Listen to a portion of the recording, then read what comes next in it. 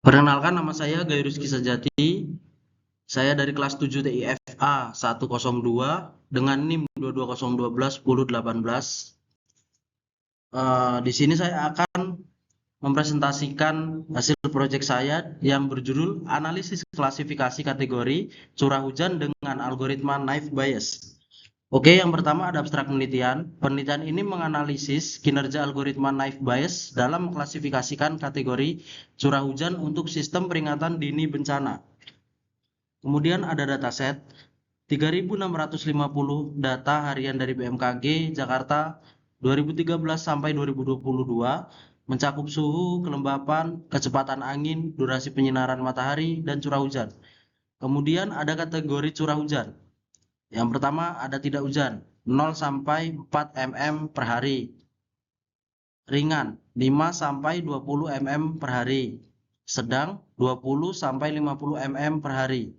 Lebat, 50 sampai 100 mm per hari.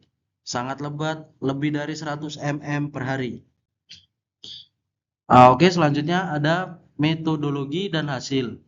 Yang pertama ada pre-processing data, penanganan missing value, seleksi fitur atau information gain, dan normalisasi, min sampai max scaling. Kemudian yang kedua ada implementasi model, Gaussian Naive Bayes dengan pattern scikit-learn. Yang ketiga ada evaluasi 10 volt cross validation. Yang keempat ada akurasi 94,32%. Yang kelima ada presisi 93,85%. Yang keenam F1 score 93,98%. Oke, selanjutnya bencana hidrometeorologi di Indonesia. Perubahan iklim global meningkatkan frekuensi dan intensitas bencana hidrometeorologi di Indonesia. Yang pertama itu ada banjir, menyumbang lebih dari 70% total kejadian bencana hidrometeorologi. Ya, dan kedua, tanah longsor dipicu oleh curah hujan ekstrim, mengancam keselamatan dan ekonomi. Peran Naive Bayes dalam prediksi cuaca. Perkembangan data mining dan machine learning membuka peluang baru untuk prediksi cuaca yang lebih akurat. Data mining mengekstrak pola dari data cuaca. Machine learning meningkatkan akurasi prediksi. Naive Bayes efektif untuk klasifikasi terkait cuaca dan iklim. Keunggulan dan tantangan implementasi Naive Bayes. Yang pertama itu ada keunggulan, efisiensi komputasi tinggi, cepat dalam pelatihan, dan inferensi penting untuk respon real time. Selanjutnya ada kinerja baik pada dataset sedang, akurasi kompetitif meskipun data pelatihan terbatas. Selanjutnya robust terhadap fitur tidak relevan, perhitungan probabilitas independen per fitur. Kemudian selain keunggulan ada juga tantangannya.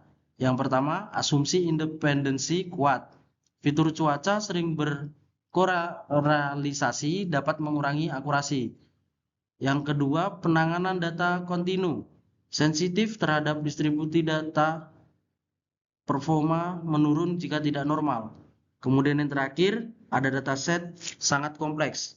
Model lebih canggih mungkin akurat untuk pola non-linear. Kesimpulan dan saran.